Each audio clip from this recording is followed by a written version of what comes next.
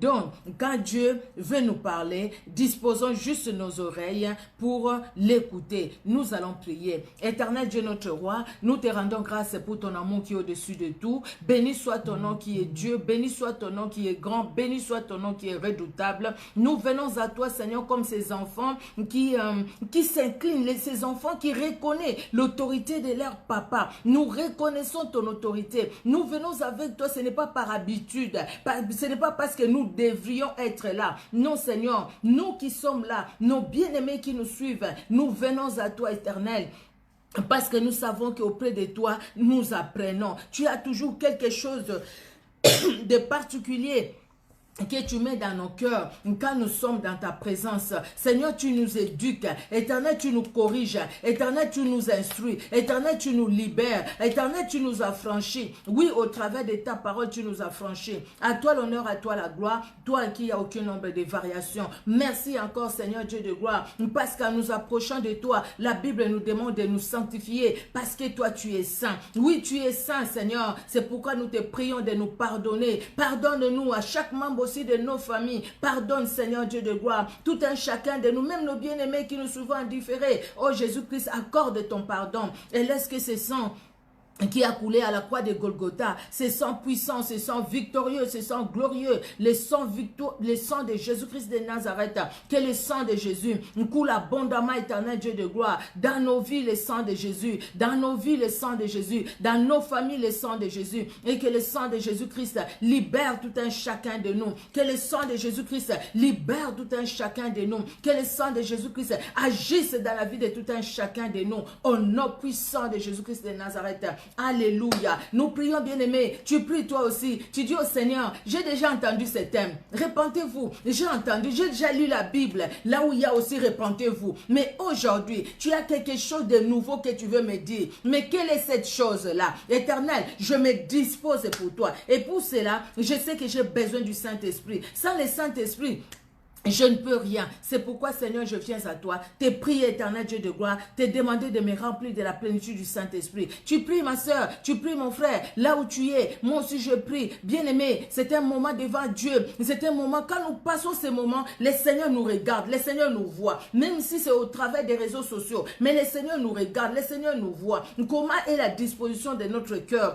Comment nous voulons qu'il nous parle? Comment nous voulons qu'il agisse dans nos vies? Alléluia. Chaque jour n'est pas pareil. Tous les jours ne sont pas pareils. Tous les enseignements de repentance ne sont pas pareils. Parce que tous les jours n'est pas pareil. Le Saint-Esprit est le même. Mais il agit et il donne selon les moyens. Ce qui s'est passé en 2020, en 2000, ce n'est pas ce qui se passe en 2020. Il y a eu beaucoup de choses qui sont passées entre temps. Nous prions, Saint-Esprit de Dieu, l'esprit de vérité, l'esprit de gloire. Nous avons besoin de toi, cher Saint-Esprit. Remplis-moi, remplis mon frère, ma soeur, qui est là, même celui qui va suivre en différé, éternel Dieu de gloire. Quand nous allons nous mettre à t'écouter, à écouter ta parole, éternel Dieu de gloire, nous voulons entendre ainsi dit l'Éternel. Dans toute la parole qui sera donnée, ô éternel Dieu de gloire, cette parole qui va sortir de ma bouche, je veux moi-même recevoir un rhéma, quelque chose que tu veux me dire. Alléluia. Quelque chose, Seigneur Dieu de gloire, qui va changer ma vie, qui va changer, Seigneur Dieu de gloire,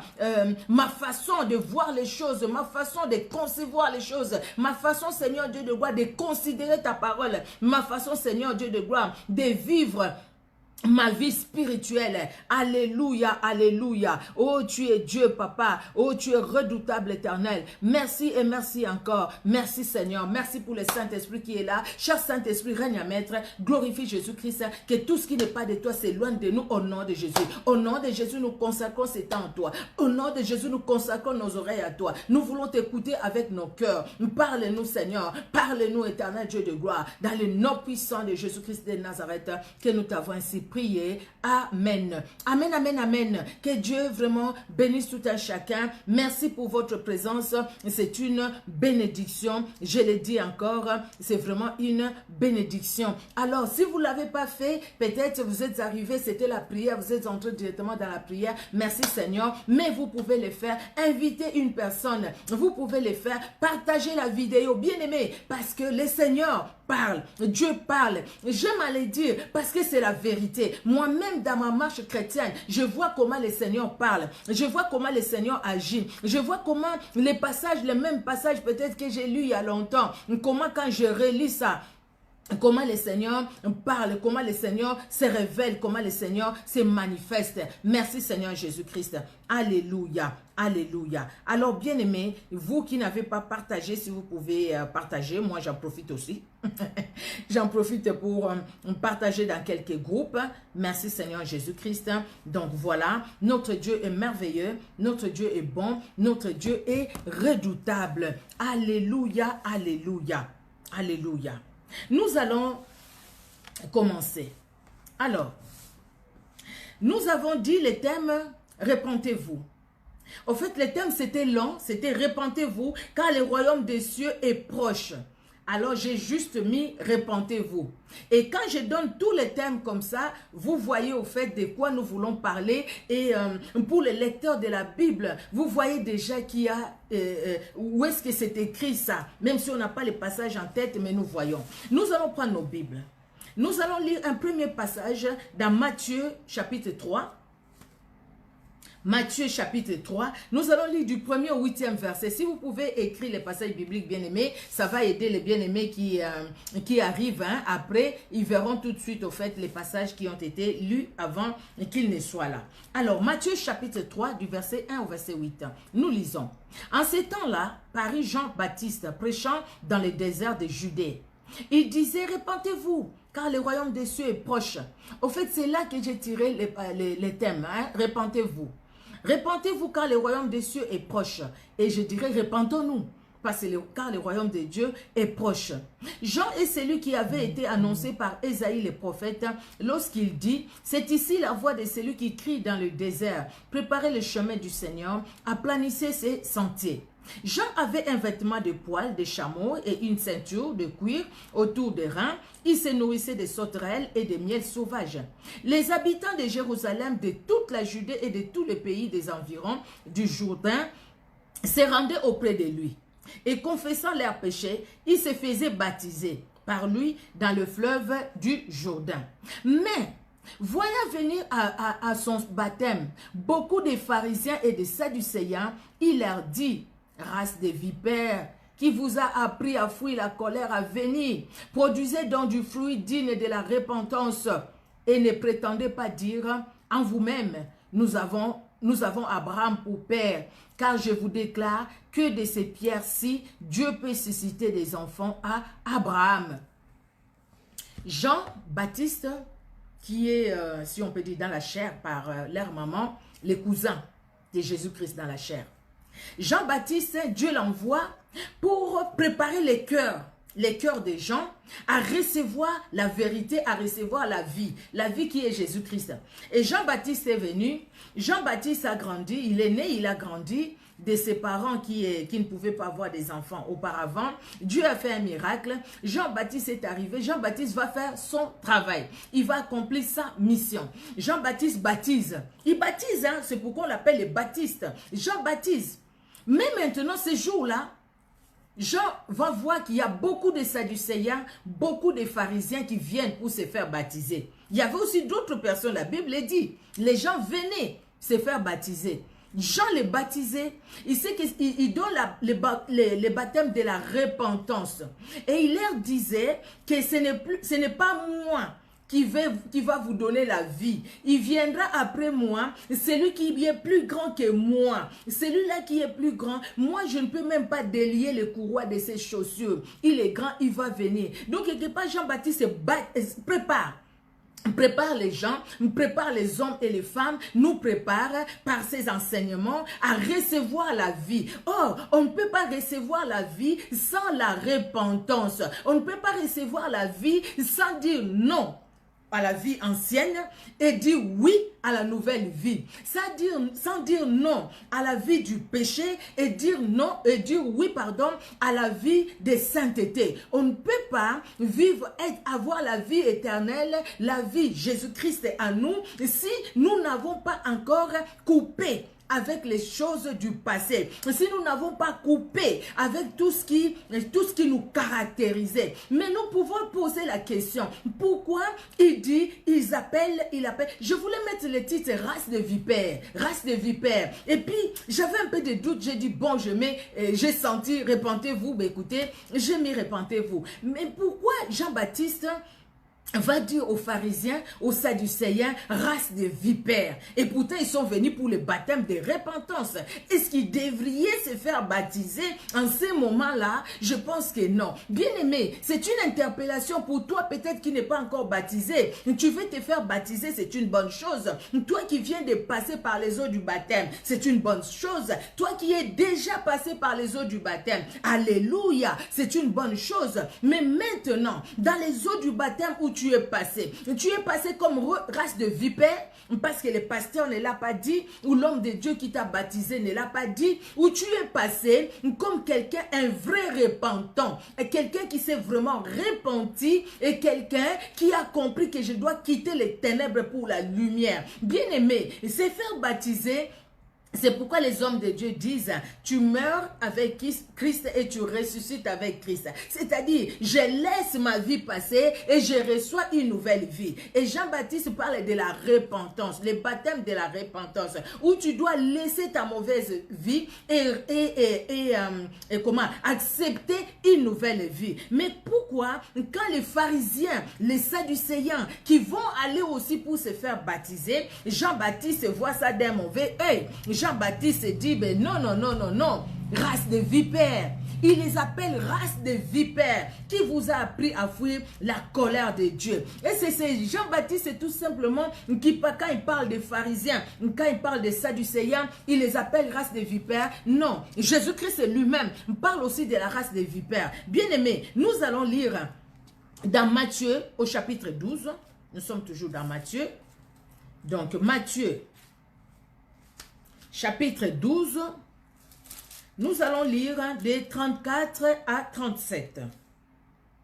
12, 34 à 37, la Bible dit, « Race de vipères, comment pourriez-vous dire des bonnes choses, méchants comme vous l'êtes, car c'est de l'abondance du cœur que la bouche parle. L'homme bon tire des bonnes choses de son bon trésor, et l'homme méchant tire des mauvaises choses de son mauvais trésor. Je vous l'ai dit, au jour du jugement, les hommes rendront compte de toute parole vaine qu'ils auront proférée. Car par tes paroles, tu seras justifié, et par tes paroles, tu seras condamné. Race de vipères, comment de bonnes choses peuvent sortir de votre bouche?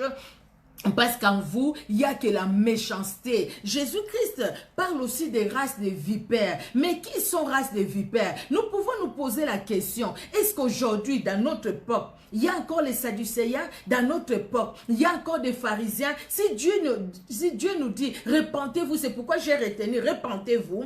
Parce que tout simplement, nous sommes à l'église. Bien aimés, même s'il n'y a pas la connotation, il n'y a pas, ce n'est pas écrit sadducéens, pharisiens, mais nous allons voir qu'il y a encore du sadducéen en nous. Nous allons voir qu'il y a encore du pharisien en nous. C'est pourquoi le Seigneur nous dit, repentez-vous. Ne nous trompons pas nous-mêmes, parce que Dieu nous voit. Que Dieu nous dise pas ces jours-là, race de vipères, éloigne-toi de moi. Maintenant, le Seigneur dit, comment tu peux te dire que toi tu es bon, pendant que dans ton cœur, c'est des mauvaises choses. Pendant que dans ton cœur, c'est la rancune. C'est pendant que dans ton cœur, c'est la méchanceté. Quand tu vis dans la méchanceté, bien-aimé, tu peux bien aller à l'église, hein? Tu peux bien chanter, tu peux bien intercéder, tu peux bien parler en langue, tu peux bien prier en langue. Mais sachez que tout ce que tu vas faire, ça sera des choses, au fait, qui ne vont pas honorer Dieu. Parce que Dieu ne te verra pas. Dieu te trouvera que tu es une race de vipères, bien que tu es à l'église.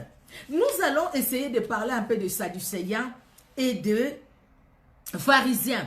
Et nous allons voir comment aujourd'hui, toi et moi, nous pouvons être comme Sadducéens, nous pouvons être comme pharisiens. Et le Seigneur nous dit, repentons-nous. Il y a des choses, des fois, on peut croire qu'on est bien.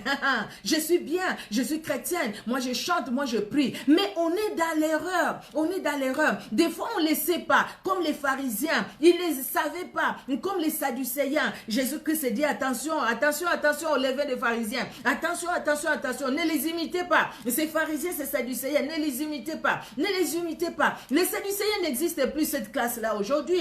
Les pharisiens, cette classe-là n'existe pas. Mais il y a l'esprit des Sadducéens, de la classe des Sadducéens, l'esprit de la classe des pharisiens qui continue d'agir encore et encore aujourd'hui. Il y avait beaucoup de classes à l'époque, des groupes. Mais la Bible nous a plus parlé de ces deux groupes.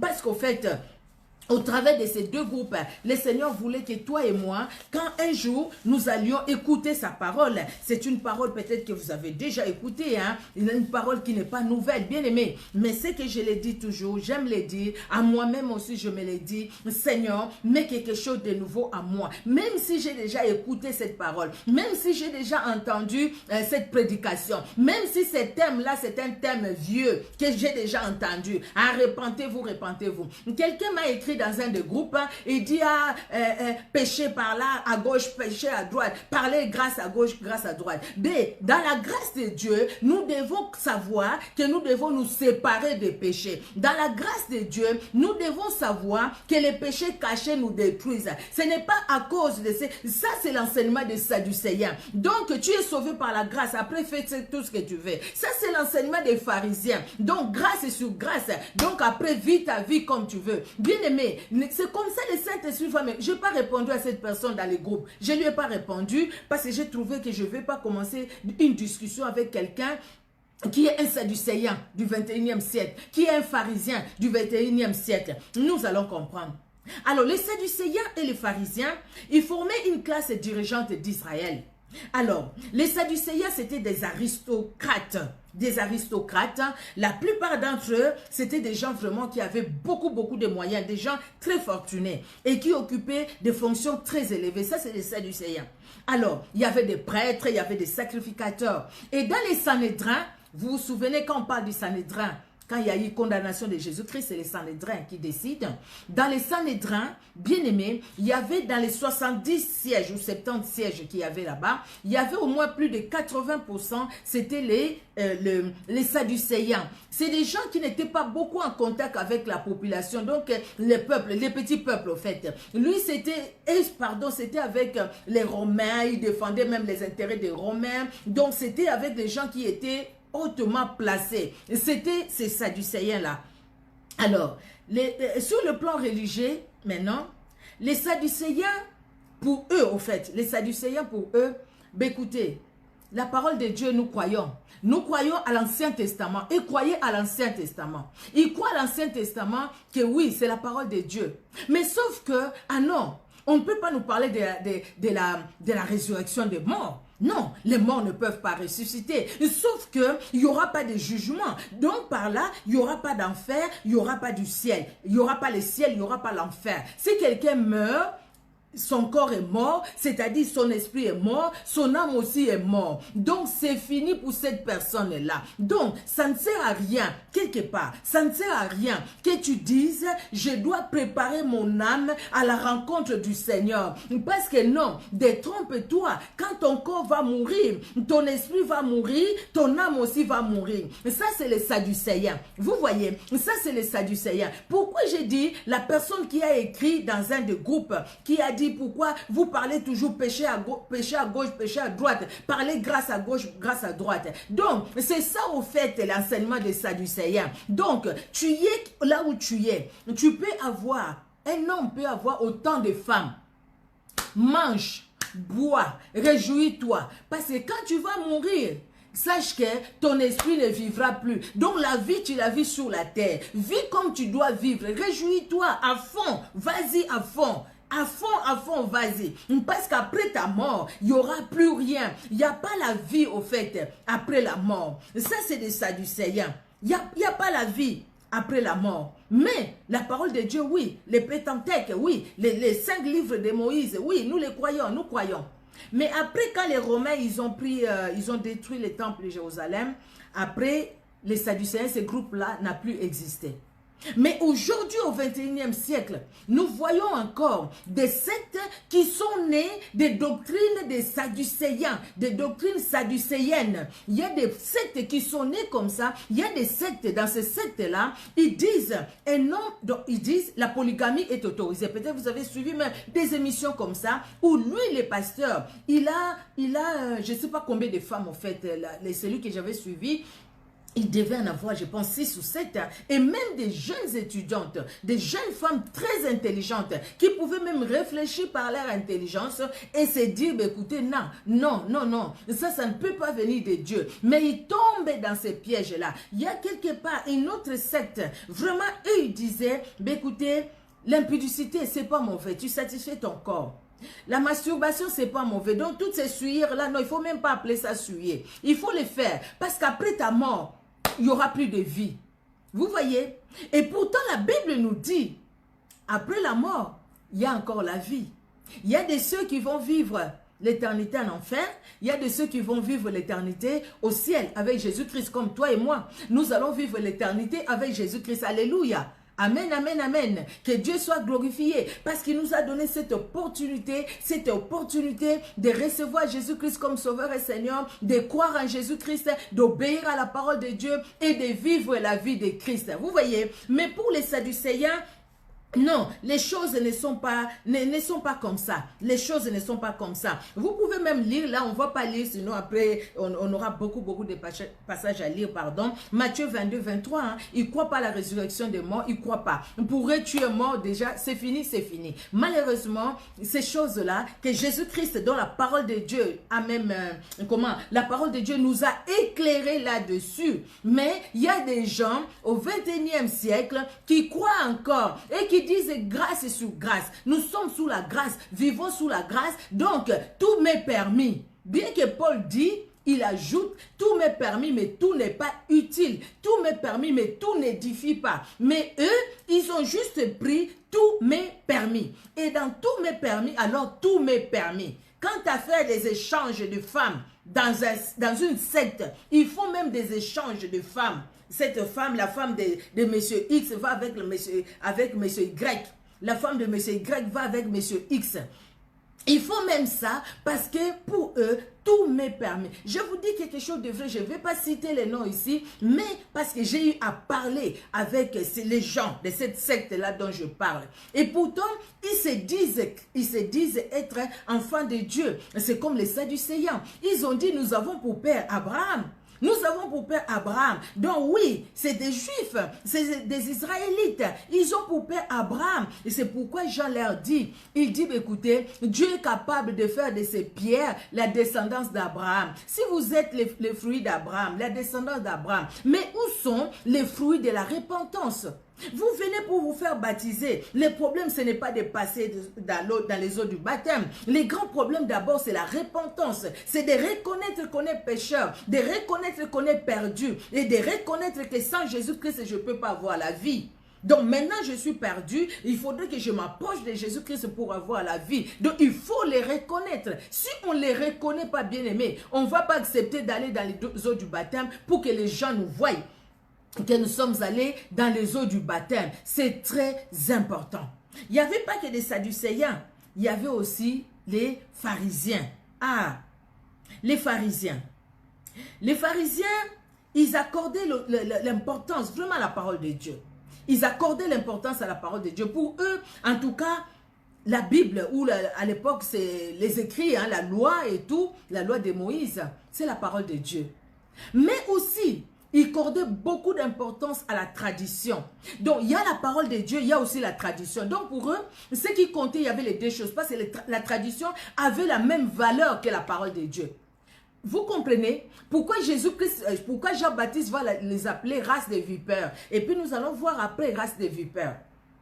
C'est comme ça Jean-Baptiste va les appeler race des vipères, qui vous a appris à fuir la colère de l'Éternel. Donc la colère de Dieu est sur la race de vipères. Dans ma langue on dit donc bananioka, la descendance de vipères. Si on dit tu es de telle race, donc tu es la descendance de vipères. Or les vipères, c'est ces serpents venimeux, les vipères qui représentent même le diable. Vous voyez, race de vipères, race de gens perdus. Qui vous a appris à fuir la colère de l'Éternel? Ils cherchaient d'abord la repentance. Et Jean leur dit, écoutez, qu'il y ait les fruits de la repentance à vous. Vous dites, nous sommes les descendants d'Abraham. Mais où sont les fruits de la repentance? C'est-à-dire, ce que vous vivez, ce que vous enseignez, votre façon de vivre, ce n'est pas ça. Ils acceptent, oui, la parole de Dieu, elle est puissante. Mais à côté, il y a la tradition.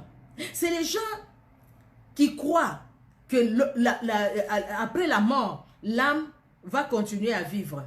C'est les gens qui croient à la résurrection des morts. Ils croient à tout ça.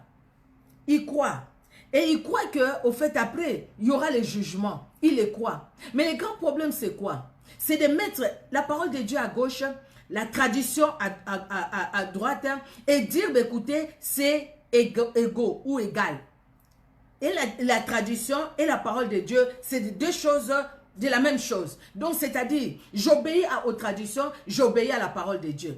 Donc, j'obéis à la parole de Dieu et la tradition, je la mets au même pied d'égalité que la parole de Dieu. Mais sauf que, eux, dans leur vie, ils ont plus privilégié la tradition à la parole de Dieu.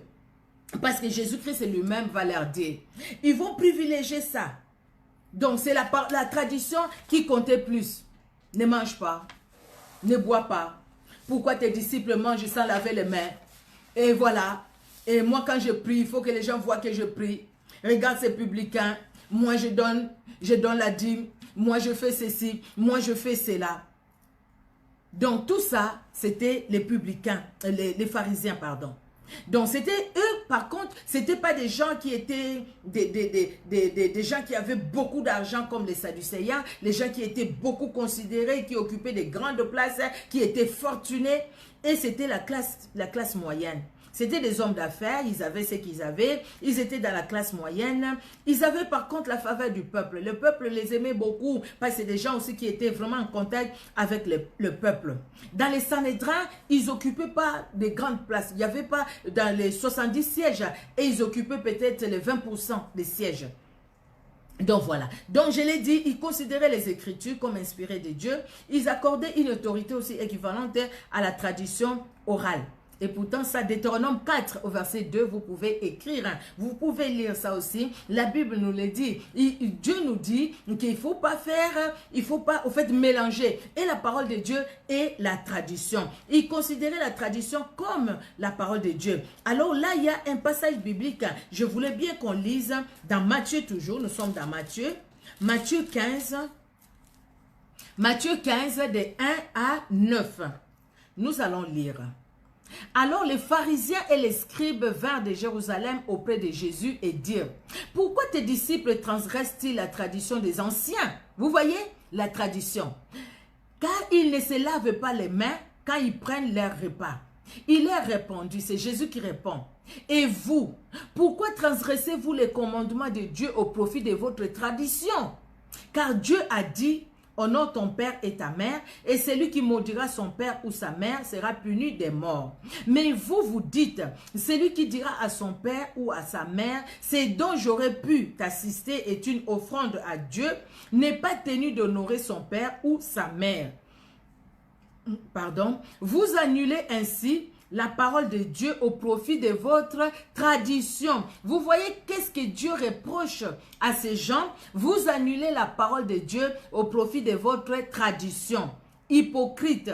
Ésaïe a bien prophétisé sur vous quand il a dit, « Ce peuple m'honore des lèvres, mais son cœur est éloigné de moi. C'est en vain qu'il m'honore en enseignant des préceptes qui sont des commandements d'hommes. » Vous comprenez, je reviens encore dans les passages Matthieu 3 que nous avions lu, race de vipères, qui vous a appris à fuir la colère de Dieu. Parce que ces gens, ils connaissent la parole de Dieu. Ces gens, ils sont israélites, ils ne sont pas étrangers. Mais ces gens, ils connaissent, ils acceptent que la parole de Dieu, oui, nous acceptons. Ce que la Bible dit, c'est la vérité. Mais entre-temps, notre tradition doit primer quelque part sur la parole de Dieu. Bien que nous les considérons pareil, la parole de Dieu comme la tradition, mais c'est la tradition qui prend le dessus sur la parole de Dieu. Parce que nous devons vivre selon notre tradition et non selon la parole de Dieu. Bien aimé, je l'ai dit au début, à l'époque, à notre époque, au 21e siècle,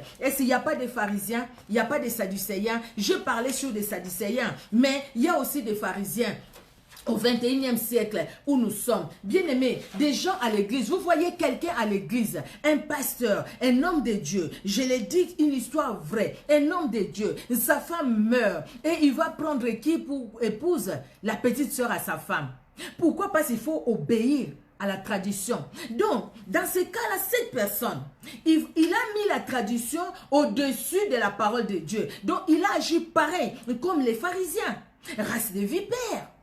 Race de vipères. Parce qu'au fait, tu mets la tradition au-dessus de la parole de Dieu. Oh oui, la parole de Dieu dit, honore ton père et ta mère, afin de vivre longtemps sur la terre, avec une promesse. Mais entre-temps, à côté, quelqu'un te dit, tu ne progresses pas parce que c'est ta maman qui est à la base. Alors, cette personne-là qui l'a dit, il va te dire, pour que tu sois bien, il faut éliminer ta maman. Tu vas le faire. Tu vas brûler la maman. Tu vas couper la maman en 1000 morceaux. Tu vas faire du mal à tes parents parce qu'on t'a dit qu'ils sont sorciers. Là maintenant, tu as écouté la parole de Dieu ou tu as écouté la tradition des hommes qui croient que quand on tue un sorcier, ton problème finit. Un sorcier, tu peux le tuer, mais son esprit de sorcellerie va continuer à agir. Parce que quand il agit dans sa sorcellerie, il agit avec la force des ténèbres. Donc, un sorcier peut mourir même de la maladie, mais en tant que sorcier, il va continuer à agir. Il va continuer à agir, même s'il n'est pas sur la terre. Mais son esprit, parce qu'il a servi Satan, mais son esprit, c'est le diable qui va l'utiliser et qui va continuer à utiliser son esprit. Demandez aux personnes qui prient pour la délivrance des gens, ils vous diront, les certains démons qui se manifestent, ces esprits qui se manifestent, mais ces gens-là sont déjà morts. Mais ils continuent ils ont possédé toujours les gens. Ils sont déjà morts depuis. Mais ils sont en train de posséder encore les gens. Comment ils le font? C'est parce que leur esprit, de leur vivant, leur esprit était à la merci du diable. Ils ont accepté eux-mêmes que le diable utilise leur esprit pour faire du mal. Et quand ils vont mourir, le diable va continuer à utiliser leur esprit pour faire du mal. Vous voyez? Donc, vous prenez la parole de Dieu, vous les mettez à côté au profit des traditions. Au profit des traditions. On parle de King Trudy. Donc, c'est-à-dire, toi, la femme que tu dois épouser, elle doit être que l'enfant de ton oncle, de ta tante et tout ça. Et c'est ça, c'est dans la parole de Dieu. Et les parents disent non. C'est pas si vous voyez Abraham, ce qu'il avait fait. Nous sommes au tas d'Abraham et c'est ce qu'Abraham a fait. C'était Dieu qui a voulu ça. Est-ce que quand telle personne ou telle autre a fait, c'était dans la volonté de Dieu qu'il le fasse ou les hommes ont fait selon eux? Vous voyez, bien aimé. Ne laissons pas la tradition primer sur la parole de Dieu. Quand nous sommes devant la tradition, on te dit, écoutez, dans ta vie, tu n'avances pas, c'est ta tante qui a fait ça. Tu appelles ta tante, ma tante, pourquoi tu as dit, le prophète m'a dit, c'est toi qui as fait ceci. Et mon pasteur m'a dit, la maman responsable a dit, c'est toi, c'est toi. La tante va dire, ok, moi, pour que je puisse enlever mes paroles là, il faut que tu m'achètes ceci. Achète-moi, achète-moi, achète-moi. Viens, viens. Et puis tu vas là-bas, tu vas te mettre à genoux. Il va dire, à partir d'aujourd'hui, que tout aille de l'avant. Il met les noix de cola. Les noix de cola là, tu sais qu'il est en train de te maudire au fait. Même si tu n'étais pas maudit, mais maintenant vraiment tu seras maudit. Parce que peut-être même ton problème, ce n'est même pas elle. Mais tout simplement, il va voir quelque chose et puis tu vas lui donner et tu vas te mettre sous la malédiction. Combien de personnes qui ont quitté l'Europe, ils sont allés en Afrique, tout simplement parce que depuis qu'il est en Europe, les choses ne marchent pas. Les choses ne marchent pas, il est retourné pour que sa famille puisse, dans ma langue on dit que bois qu'elle est soy, pour que la famille puisse parler au fait, parler et puis déclarer, voilà, pour que la famille puisse déclarer, pour que la tante déclare, pour que l'oncle déclare. Combien de personnes dans les mariages, peut-être les enfants ont traîné pour arriver, la femme généralement on dit, retourne chez tes oncles. Va chez tes tantes, il faudrait que la famille se réunisse.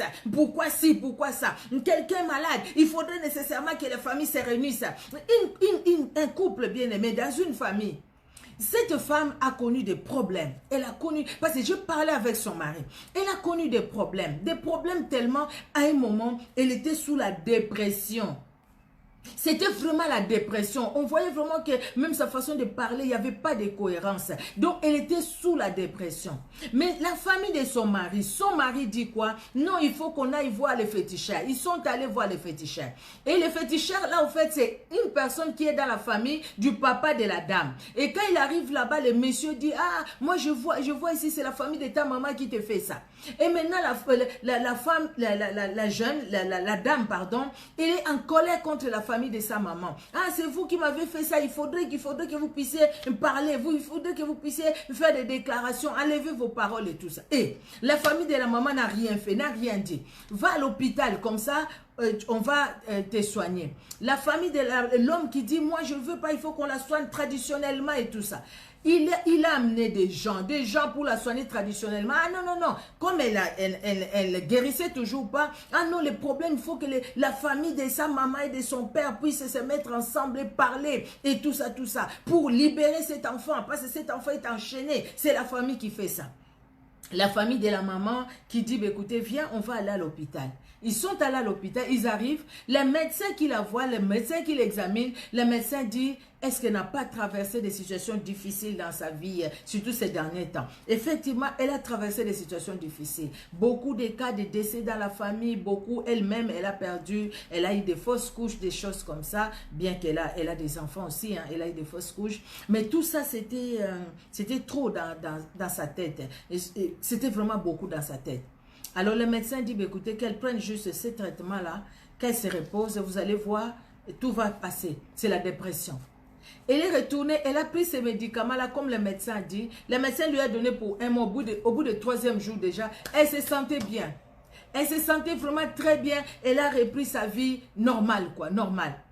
Alors maintenant, quand le couple me parlait, je leur ai dit, vous voyez, il ne faut toujours pas écouter ce que la tradition vous dit. Il ne faut toujours pas vous appuyer sur ça. Écoutez la parole de Dieu. Il ne faut pas donner au sorcier le pouvoir que Jésus-Christ ne lui a pas donné.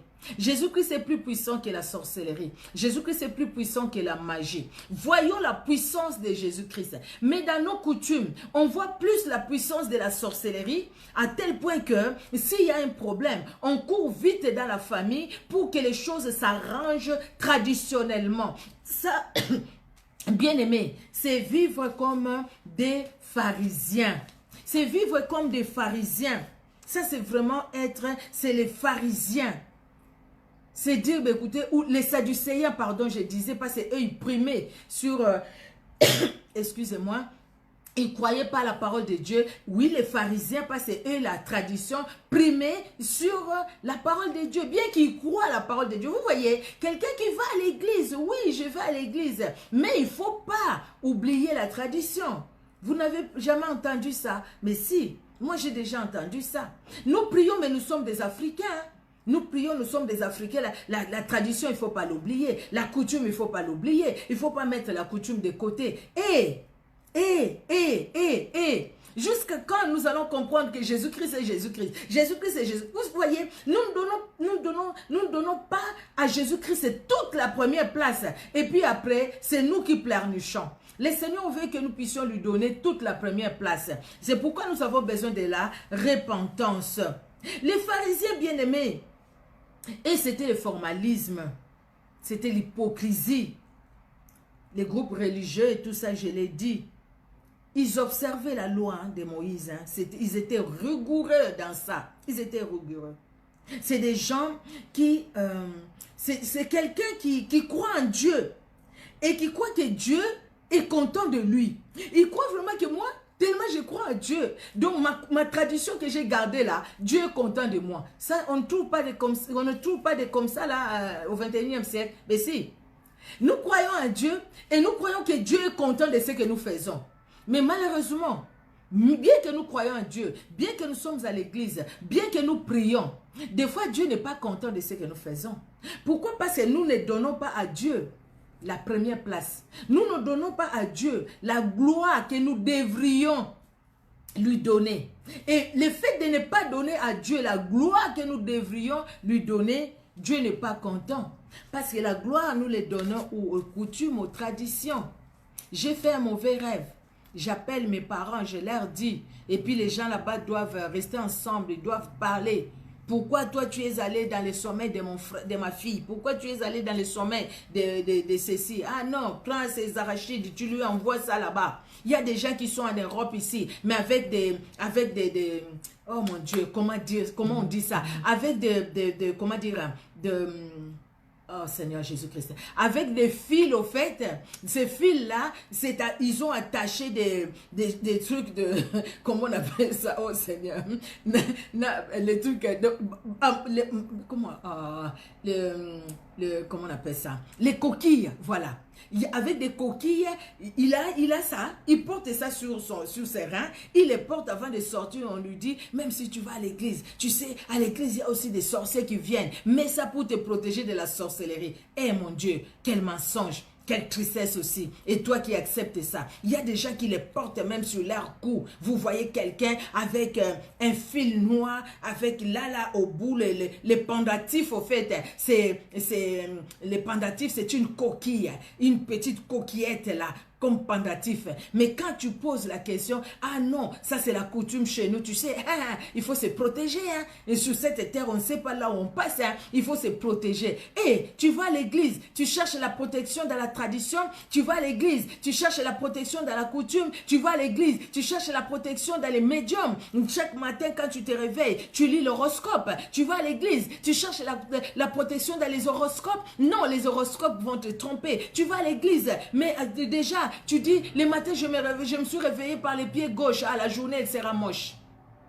Je me suis réveillé par les pieds droits. Ah, la journée sera bien. Non, pourquoi ça c'est des traditions? Parce qu'on t'a dit, quand tu te réveilles, fais un effort de te poser d'abord les pieds gauche ou droit, je sais pas. Et si tu commences par les pieds gauche, ah, sache que la journée là, elle est foutue. Et tellement tu te mets ça en tête, la journée sera foutue aussi. Parce que toi-même, tu as fait de ta journée, au fait, une pourriture. Toi-même, parce que tu as mis la tradition au-dessus de la parole de Dieu.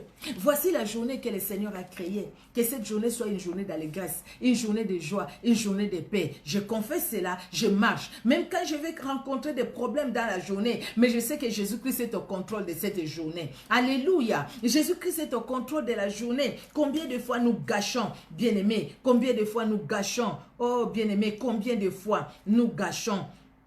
C'est vraiment triste tout simplement. Mais qu'est-ce qui peut caractériser les pharisiens de notre époque? Nous allons parler, bien aimé, aujourd'hui, peut-être on ne saura pas, mais la semaine prochaine, le lundi, nous allons continuer la race des vipères. Quand Dieu parle de la race des vipères, bien aimé, la race des vipères, cette race des vipères, donc c'est la race des rusés, c'est la race des malicieux, c'est la race des méchants. Jésus-Christ l'a dit. Nous avions lu dans Matthieu 12, race des vipères, votre cœur est mauvais, la méchanceté en vous. Est-ce que de bonnes choses peuvent sortir de là? Les bonnes choses peuvent sortir. Comment nous tremblons comme ça quand on nous dit, ah non, tu sais, ton papa va de mourir. Il avait dit, il avait dit, il avait dit. Mais c'est pourquoi il faut être bien avec les parents. Il faut les considérer, ces papas-là, ces mamans-là, qui souffrent pour nous. Il faut les considérer même dans leur vieillesse. Il faut les considérer. Si tu ne les considères pas après, il y aura des choses. Quelqu'un qui avait juste la malaria, il avait la malaria. Et quand il partait, la malaria, si ça atteint les cerveaux, tu peux partir comme ça, tu vois comme si sur ta route, tu vois les animaux, tu vois ceci. Mais au fait, ce n'est pas des choses vraies que tu vois. C'est juste une imagination parce que ton cerveau est touché. Et lui, il voyait ça, il dit non, quand je vais voir mes parents, je vois ça, c'est-à-dire il y a un problème. Et il a négligé ses parents, il n'est pas allé voir ses parents, il ne voulait même pas les voir. Et puis, il est allé dire ça à ses prophètes, là vraiment c'était des prophètes, il est allé leur dire, les prophètes ils ont dit, ah, tes parents ce sont des sorciers, il ne faut pas aller. Et pourtant, les pauvres, ces messieurs-là, ils souffraient, il avait les paludismes qui avaient je ne sais pas combien, qui voulaient même détruit. Mais après, quand il a fait des examens, malheureusement, c'était trop tard. Ses parents étaient déjà morts. Et il ne les a pas vus. Il ne les a pas vus. Maintenant, il ne sait pas quoi faire. Il demande pardon. Il fait ceci. Tu vas demander pardon à qui les parents sont morts. Et il s'est séparé aussi de ces gens-là. Et pourtant, il était malade, il devait se faire soigner. Tout simplement, c'était l'effet du paludisme. Vous voyez qu'il y a certaines choses. Nous accusons parce que la tradition nous dit. Vous voyez, la tradition. Vous savez, il y a des gens aujourd'hui, même dans nos églises, dans nos quartiers, dans nos familles, les gens qui aiment bien s'aimer la zizanie, les gens qui aiment bien voir les autres se cogner la tête, les gens qui aiment bien voir les autres se séparer, les gens qui aiment bien, au fait, s'aimer des troubles dans la vie des autres. Ils sèment la peur, ils sèment la doute. Les doutes, ils sèment les doutes. Au lieu d'amener les gens à croire à l'amour de Dieu, au pardon que Dieu donne, les gens là, ils sont là qu'est-ce pour s'aimer des doutes dans les cœurs des gens. Bien-aimés, vous n'avez pas entendu? La délivrance, elle est réelle. Moi, je crois à la délivrance. Je crois. Vraiment, je crois. Les liens sont là. Oui, les liens sont là. Les liens sont là. Mais nous ne devons pas marcher dans la peur des liens, des familles, dans la peur de ce que les sorciers font, dans cette peur-là. Si nous marchons dans cette peur, nous n'allons pas progresser. Nous n'allons pas connaître le vrai Dieu. Nous devons savoir que nous sommes dans ce monde, les ténèbres et la lumière se battent. Nous devons savoir que nous sommes dans ce monde et le combat spirituel est là. Nous devons savoir que nous combattons notre combat en différé. Nous devons le savoir que nous avons la victoire en Jésus-Christ. Mais quand nous ne voyons pas les choses comme ça, bien aimés, nous allons privilégier les attaques de l'ennemi que la victoire de Jésus-Christ. Et quand nous privilégions les attaques de l'ennemi par rapport à la victoire de Jésus-Christ, qu'est-ce que nous sèmons dans les cœurs? Il y aura la peur.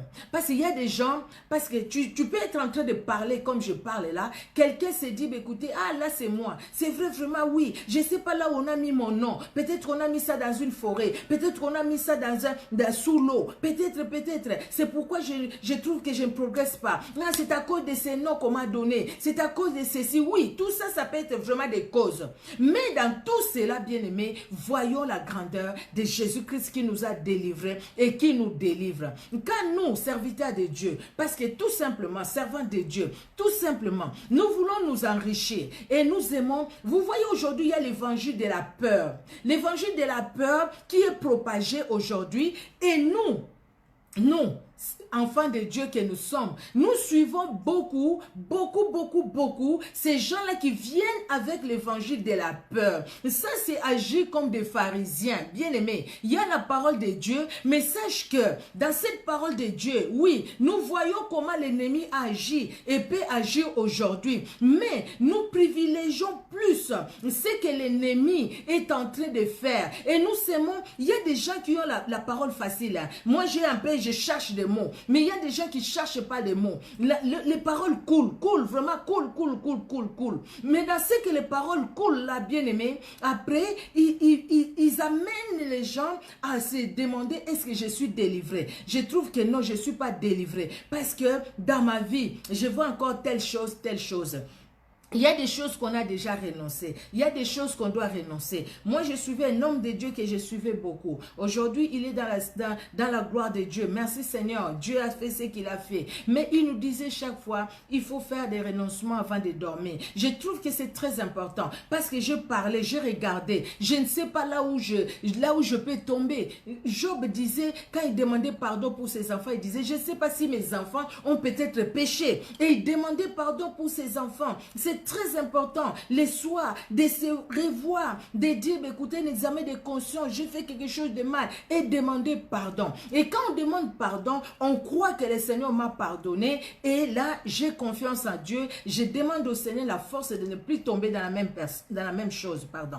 Mais si maintenant, les péchés que j'ai faits, je revois que ça, que ça, que ça, que ça, que ça. Quand je vais appeler une femme de Dieu, un homme de Dieu, je lui dis, voilà, j'ai tel problème, j'arrive pas à oublier. Et l'homme de Dieu que j'appelle, la femme de Dieu que j'appelle, au lieu de m'aider à relever la tête, l'homme de Dieu, la femme de Dieu m'enfonce encore davantage. Parce qu'au final, il va dire quoi? Donne-moi une enveloppe. Moi, je veux prier pour toi. Moi, je prier pour ceci. Les témoignages, oui, nous devons donner. Les témoignages, c'est que Jésus-Christ a fait. C'est très important. Mais bien aimé, des fois, nous, serviteurs de Dieu, nous, servantes de Dieu, nous sommes des pharisiens. Repentons-nous. Parce qu'au fait, nous aimons à semer les troubles, la zizanie dans le cœur des gens. Et ça, c'est les pharisiens actuels. Regardons la marque. Marc 8, et je pense que nous allons continuer la prochaine fois. Marc 8, de 14 à 16, j'ai écrit. Marc 8, la Bible dit, je suis bien là? Oui. Les disciples avaient oublié de prendre les pains. Ils n'en avaient qu'un seul avec eux dans la barque. Jésus leur fit cette recommandation. Gardez-vous avec soin du levain des pharisiens et du levain d'Hérode. Les disciples raisonnaient entre eux et disaient, c'est parce que nous n'avons pas de pain. Ils ont oublié les pains et Jésus-Christ en profite de cette situation pour leur dire, gardez-vous des levains des pharisiens, et d'Hérode. Gardez-vous de ces levains. Les levains, les levains, c'est ce qui fait lever la pâte, hein, la levure que nous mettons pour faire lever la pâte. Doucement, doucement, doucement. Quand tu mets, c'est pas tout de suite hein, que si tu veux faire les beignets, quand tu mets la levure, il faut attendre, non? Au moins 1 heure, ça commence à lever un peu. La pâte commence à lever un peu. Et puis après, ça va vraiment... les soirs, des fois, si tu as laissé le matin, ça peut même dégouliner de partout, quoi. Vous voyez? Et Jésus-Christ s'est dit, attention à ses disciples, attention. Il y a ces levains-là des pharisiens. Les pharisiens, ce qu'ils sont en train de faire, leur vie-là, les troubles qui sèment dans le cœur des gens, le fait qu'ils ne veulent pas prendre la parole de Dieu à 100%, petit à petit, une première fois, une petite doute, tu vois que le péché que tu as fait. Une deuxième fois, la doute commence à grandir. Les doutes commencent à grandir. Petit à petit, les doutes grandissent, grandissent. Et puis après, tu vas haïr quelqu'un. Et puis après, tu vas te séparer des personnes. Il faut faire attention. Même à l'église, on peut trouver les gens qui ont encore l'esprit des pharisiens en eux. Ces gens-là qui ne veulent pas voir 2 personnes ensemble. Ils viennent avec leurs paroles. Ils viennent avec leur levain pour venir faire monter les doutes dans les cœurs. Vous voyez? Jésus-Christ s'est dit attention au levain des pharisiens. Parce que ces levains-là, ça va détruire. Jésus-Christ ne voulait pas leur parler des pains qu'ils n'ont pas amenés. Parce qu'après, Jésus-Christ explique. Ce n'est pas le pain qu'ils devaient amener. Mais attention aux enseignements des pharisiens. Bien aimé, attention aux enseignements des pharisiens qui connaissent Dieu, qui ont la parole de Dieu, mais des enseignements qui nous éloignent de la vraie parole. Attention, parce que ces enseignements-là qui nous éloignent de la vraie parole, sèment la zizanie en nous, sèment des troubles en nous, sèment bien aimer le manque de paix. Nous manquons de paix et puis par manque de paix, nous commençons à suivre même ce qu'on ne devait pas suivre. Nous commençons à aller même là où on ne devait pas aller. On nous dira, ah bah mets le fil rouge, mets le fil rouge sur les poignets. Toi aussi tu acceptes. Il faut acheter ça combien? Ah, $20. Tu achètes $20. Tu mets autour des poignets. Et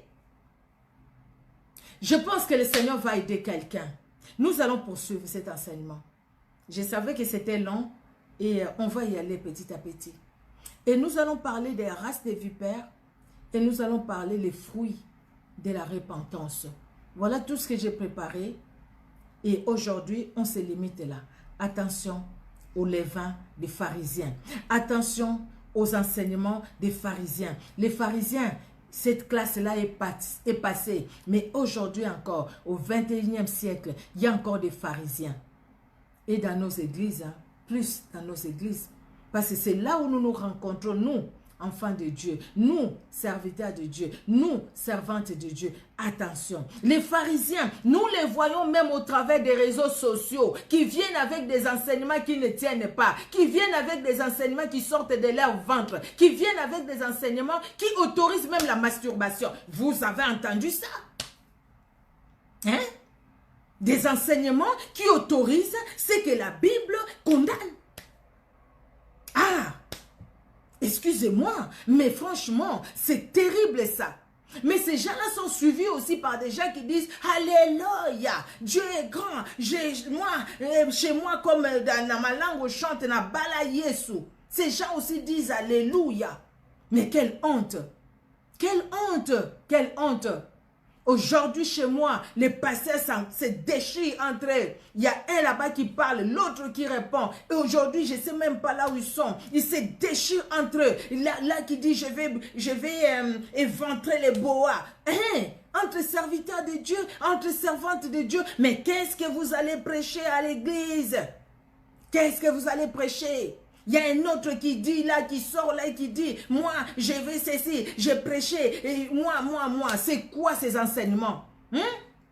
Ils vont là, ils mettent les plâtres au pied de quelqu'un et puis il vient avec ses béquilles comme si la personne avait les plâtres et puis il arrive là-bas. Le Seigneur est bon, il guérit. Vous allez voir, venez messieurs avec votre plâtre. Ça fait combien de temps? Ça fait tant. Et qu'est-ce qui s'est passé? Je me suis foulé les pieds, j'ai mal aux pieds, les pieds c'est brisé, tout ça. Bon, aujourd'hui le Seigneur va remettre son pied. Vous allez voir. Et puis il appelle les gens, enlevez ces plâtres là. Les gens vont déchirer les plâtres, ils vont enlever les plâtres et puis allez mets-toi debout, allez marche. Et le comédien lui fait comme quelqu'un qui avait mal et puis il marche et puis il prend les béquilles. Ah, Dieu est grand, Dieu est grand. Mais comment on peut jouer avec Dieu comme ça? Vous croyez que Dieu ne voit pas ça? Si Dieu a vu les pharisiens, il les voit aujourd'hui, il voit aussi. Arrêtez vos spectacles, arrêtez vos théâtres, arrêtez, vous faites la honte des enfants de Dieu que nous sommes. Oh, même nous qui sommes vrais, qui écoutons le Seigneur, les gens risquent de nous mettre dans les mêmes sacs pendant que nous sommes dans les vrais. Et maintenant les vrais, il est là. Il y a de vrais serviteurs de Dieu, de vrais servants de Dieu qui marchent dans la crainte de Dieu. Combien de personnes qui sont endurcies maintenant pour dire « Hey, ces pasteurs, on ne les suit plus. » Et pourtant, le vrai est là. C'est parce qu'il y a encore des pharisiens. C'est pourquoi, bien-aimés, quand je dis « Repentez-vous », vous allez dire c'est des passages qu'on a déjà entendu ça, non? On a déjà entendu ça.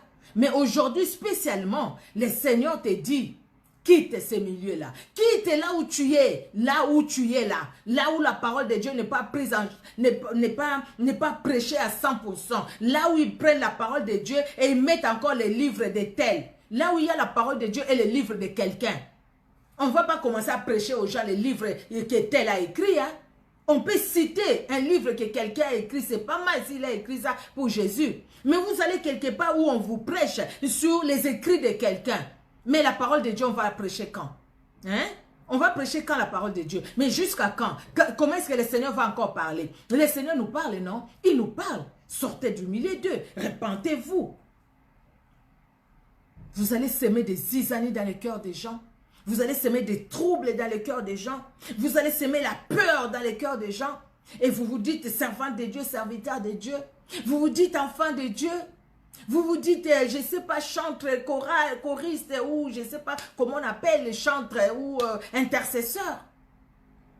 Le Seigneur nous dit aujourd'hui, repentons-nous. Repentons-nous parce que le Seigneur arrive. Voyons même les passages que nous avions lus. Hein. Vous pouvez lire la même histoire dans Luc 3, 1 à 14. Mais je préférais Matthieu parce que là, vraiment, c'est bien spécifié. Les pharisiens et les sadducéens. Mais Luc 3 nous parle des gens qui venaient et à qui Jean va dire race de vipères. Il n'a pas mentionné les sadducéens et les pharisiens. Et les sadducéens et les pharisiens, oui. Mais là-bas, il mentionne pharisiens et sadducéens. Que Dieu nous aide encore des révélations, bien-aimés, encore des grandes choses que le Seigneur a dans sa parole, qu'il a à nous dire. Nous verrons ça ensemble lundi, si Jésus-Christ nous garde, si Jésus-Christ le permet, dans son amour. Nous serons encore ensemble lundi à 19 h, heure de Paris. Que Dieu vous bénisse. Nous allons prier. Nous allons prier. Qu'est-ce qu'il faut demander à Dieu? Seigneur, merci pour ta parole. Merci Seigneur Dieu de gloire de révéler à chacun de nous, là où nous sommes, là où nous prions, de révéler à chacun de nous, les personnes que nous suivons, éternel Dieu de gloire, ceux qui viennent là pour s'aimer la zizanie, ceux qui viennent là Seigneur pour s'aimer des troubles, pour ceux qui viennent là pour nous mettre dans la peur, tout simplement. Jésus-Christ, aide-nous. Aide-nous, Seigneur Dieu de gloire, à ne pas tomber dans les enseignements des Sadducéens et des pharisiens du 21e siècle. Bien que ces classes-là religieuses n'existent plus, mais cet esprit-là des Sadducéens et des pharisiens agit encore jusqu'au 21e siècle. Jésus-Christ de Nazareth vient à notre secours. Nous voulons tourner nos regards vers toi, regarder à toi et à toi seul. À toi l'honneur, à toi la gloire, toi en qui il n'y a aucun nombre de variations. Dans le nom puissant de Jésus-Christ, notre Père, que nous t'avons ainsi prié. Merci Seigneur Jésus pour la soirée de tout un chacun. Garde-nous, protège-nous, que ta main puissante soit étendue dans nos vies et dans nos familles. Au nom de Jésus-Christ. Amen. Amen, amen, amen. Que Dieu bénisse tout un chacun dans son amour. Vraiment que Dieu vous visite. Servante de Dieu, serviteur de Dieu, que Dieu vous bénisse. Et merci pour votre présence, que Dieu bénisse tout un chacun. Merci, merci vraiment pour votre fidélité à la parole de Dieu. Vraiment que Dieu se souvienne de vous. Que Dieu se souvienne de tout un chacun de nous, même de vous qui allez nous suivre aussi en différé. Que Dieu se souvienne de chacun de chacune des noms. Je ne saurais vraiment pas donner les noms parce que je ne vois pas au fait tous les noms. Je ne les vois pas, mais Dieu vous a vu. Que Dieu vous bénisse. Excellente soirée dans la sainte présence de Jésus-Christ de Nazareth. Amen, amen. Soyez bénis. Au revoir.